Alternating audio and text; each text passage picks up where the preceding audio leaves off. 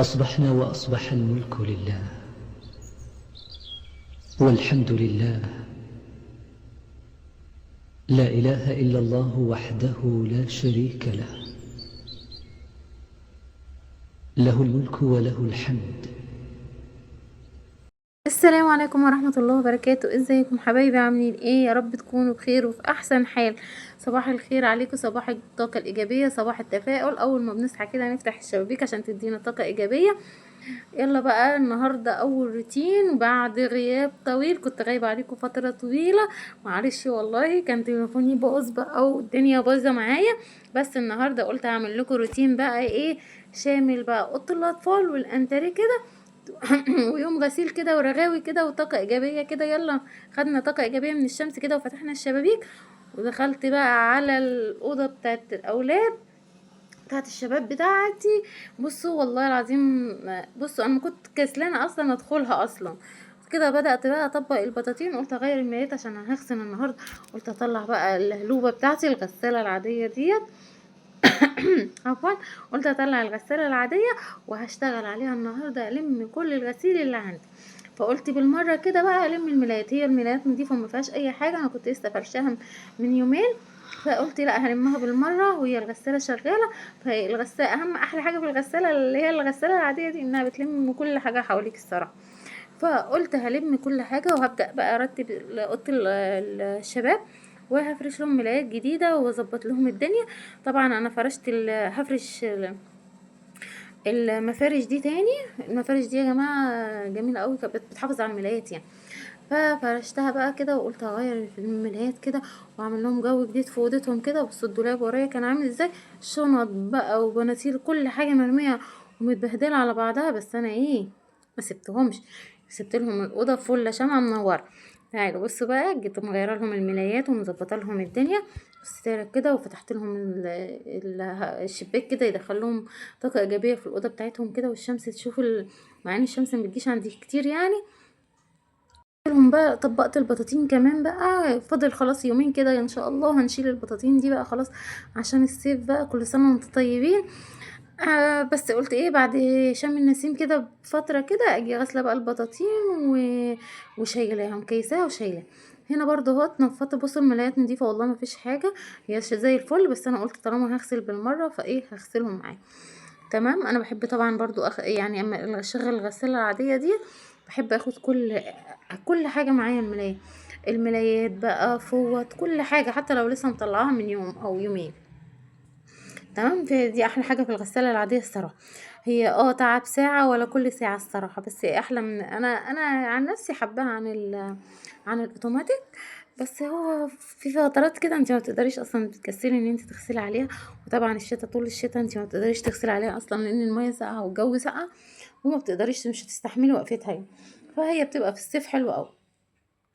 مسكت السراير بقى نفضتها تنفيضة من اللي قلبك يحبها والله. والشمس داخلة كده الأوضة وغيرت جو الأوضة. وبصي بقى الجو اللي هو اللي ساقع في حر في هوا في تلج في مطرة بصي جو كده ملخبط كده. الجو ده أنا بحبه قوي، بس هو مضر قوي للأطفال الصغيرة يعني، يجيلهم برد ولا قدر الله، ربنا يشفينا ويعافينا ويشفي أولاد المسلمين أجمعين.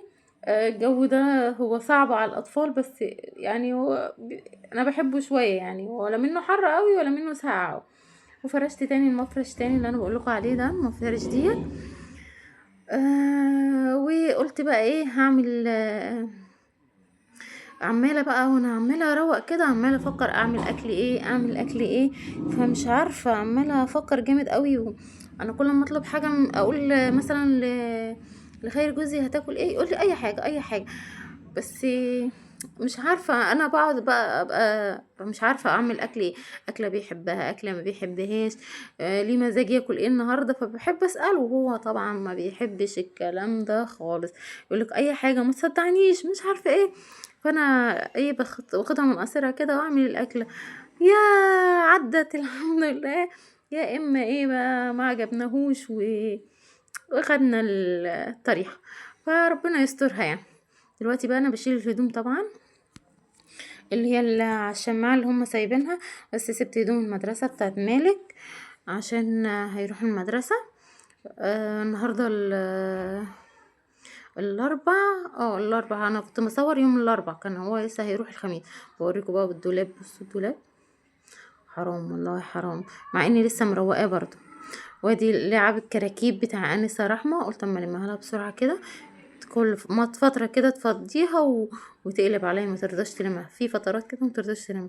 وفي فترات تلاقيها يا سلام عليها، تلاقيها كده لوحدها كده تقول لي يا ماما انا داخله الم اللعب. ربنا يهديها يا رب، ويهدي يا بنات المسلمين اجمعين واولاد المسلمين اجمعين، ويهدي اولادنا واولادكم يا رب العالمين.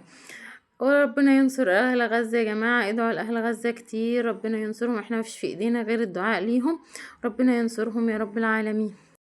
وطبعا بقى الكتب بتاعتهم الثانوية العامة وكتب الاعدادي وكتب الابتدائي كتير جدا، غير الكراسات بتاع انسة رحمة اللي هتحالي حضانة هي. فقلت الم لهم الكتب كده على جنب، والمصليات طبقتها على جنب، وادي الشنطة اللي بيروحوا بيها الدروس. وبدأت بقى امسح التلفزيون بتاعهم كده الصغير ده، حطه لهم في الأوضة التلفزيون الصغير ده. وحطيته لهم في الأوضة، بس هو مش شغال دلوقتي حاليا يعني عشان المدارس والامتحانات، انا بشغلوش الا في الاجازة، عشان يجوا في الاجازة بقى يقرفونا عايزين يشغل الشاشة وبيصحوا بدري طبعا، فلا انا بشغله لهم بقى في الاجازة. تمام كده، ونفضت الدنيا كده وظبطت اللعب بتاعت رحمة، رفعتها فوق المكتب، وده المفرش اللي انا بغطي بيه الغسالة.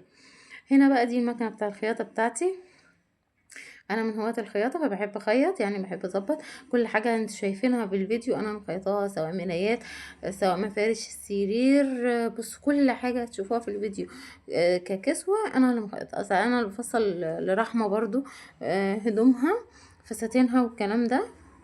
وانا برضو اللي بفصل لنفسي يا جماعه اللبس بتاعي، يعني مش الاسدالات دي طبعا، لا انا بفصل اللبس بتاعي، حتى الخروج بفصله لنفسي. اما بتجيلي قماشه كده على حسب الذوق اللي انا عايزاه، فبصور الفيديو، بصور الحاجه اللي انا عايزاها مثلا على النت، او الستايل اللي انا عجبني على النت، وبحاول ايه اجيب اعمله يعني. دي هوايه عندي يعني الخياطه. تمام. كنت اليومين دول بقى بفكر ان انا اعمل كسوة للكرسي ده، عشان ايه خلاص قشر خالص، فقلت عايزه اعمل له كسوة كده شكلها شيك كده، عشان ده السجاد اللي انا جايباه في العيد بقى، انا ما صورتش معاكم في العيد عشان التليفون، انا لسه جايبه التليفون جديد، ما تفكرونيش بقى التليفون بتاعي باظ، فعشان كده ما صورتش معاكم ولا في رمضان ولا في عيد، وكنت زعلانه جدا ووحشتوني جدا جدا جدا. فقلت بقى لا انا هبدأ بقى ان شاء الله، ربنا يسهل ان شاء الله، وجبت التليفون ده وبدأت اصور. دلوقتي بقى كنت هبدأ اطبق الغسيل وهو في قلب الدولاب كده، والم اللي على الوش كده وخلاص، لا ورجعت قلت لا لا لا لا لا, لا. ما فيش، ده انت ايه كتير قوي، لا هتلمي من على الوش كتير قوي.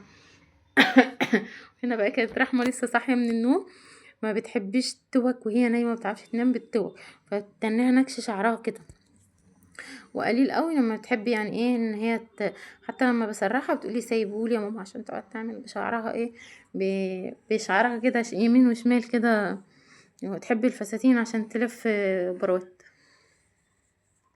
بدأت بقى اطبق البناطيل والهدوم بتاعت الشباب اهي، وافصل بقى ده كله لوحده، ده لوحده وده لوحده وده لوحده.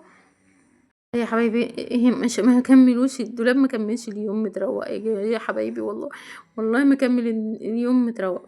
بدأت بقى الم لهم بقى القمصان كده لوحدها، وبدأت يعني بعمل لهم كل حاجة لوحدها، وبرضه بينكش الدنيا. المهم يعني قلت ايه، روقت لهم الدولاب.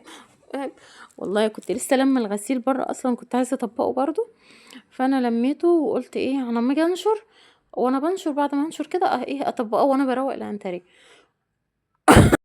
وكان في بقى الفانيلات اللي هي بنص كم ديت كانت بتاعه مالك، فقلت لا هشيلها في الشتوي.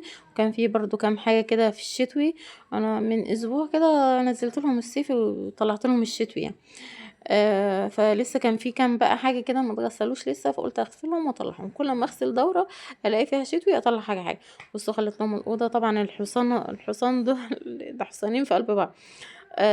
بشيلهم كده، ما بعرفش مش عارفه احطهم فين، مفيش مكان تاني، فحطهم فوق الغساله والكومودينو اللي هناك ده. نيجي بقى للانتريه اللي انسه رحمه مقليالي بيه العرايس بتاعتها. فجيت للانتريه، بصوا الهوا يا جماعه، بصوا الهوا بيطير الستاير، بيطير الستاير يا جماعه الهوا، تخيلوا هيطير البني ادمين كمان معاه. فانا قلت ايه، لا تعالى بقى نروق ترويقه حلوه للانتريه. مسكت بقى الانتريه، فرشت بياضات جديده.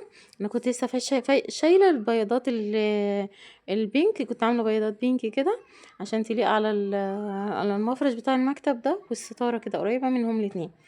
ففرشت البياضات البيضه، ورصيت بقى العرايس ورصيت المخدات، وعدلت مفرش الترابيزه ومسحت المصحف. ظبطت الدنيا خالص. هنا ده الديب فريزر بتاعي، ما فيش مكان جوه للاسف، فانا حطيته هنا.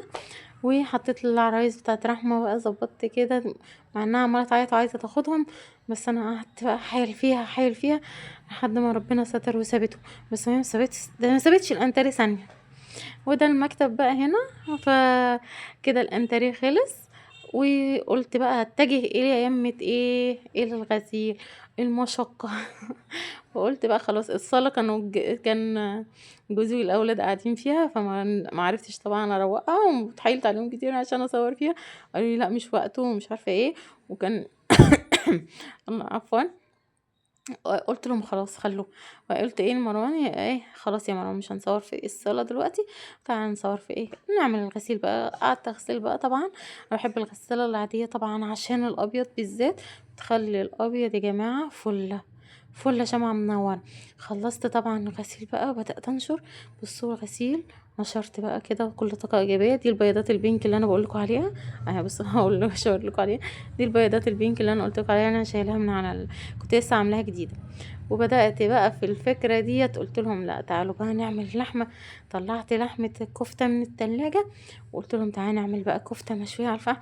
كان عندي شوية فحم كده، قلت ايه يلا تعالوا نعمل كفتة على الفحم كده، وشوية مكرونة محمرة وقشطة. نعدي اليوم على كده. بدأنا بقى نشوي الكفتة. طبعا ابو محمد اللي ولع الفحم، قعد يولع الفحم يعني على قد ما قدر يعني وكده. وانا ايه بدأت بقى، كنت بعجن الكفتة جوه ومش عارفه ايه. ده احنا قاعدين على السلم يا جماعه، مؤاخذه يعني الشباشب والكلام ده، معلش سامحوني على المنظر. بس احنا قاعدين على السلم عشان الدخان والشقة، ورحمة كمان بتبقى جوه عشان الحساسية، عندها حساسية من الدخان. فانا قلت لا خلاص خلينا على باب الشقة كده، يبقى بعيد عن ايه، عن الشقة ودخان الشقة وعن الاولاد. وبدأنا بقى انا ومحمد كده نشيلهم الكفتة والمكرونة مطفية عليها على النار. وكنت طبعا خلصت الغسيل. بس مروان عمال يحاول يجيب محمد، وقلنا لقينا النار طفت، فقلنا ايه لا خلينا نهوي عليها كده الاول لحد ما ولعت. وبدأنا ايه حطينا الكفتة بقى كده. ويبص بقى ريحتها ما شاء الله ما شاء الله، مش عايزه اقول لكم على الريحه. الريحه كانت هتلم الجيران علينا يا ناس، هتلم الجيران علينا. واشوفكم في فيديو جديد ان شاء الله، مع السلامه.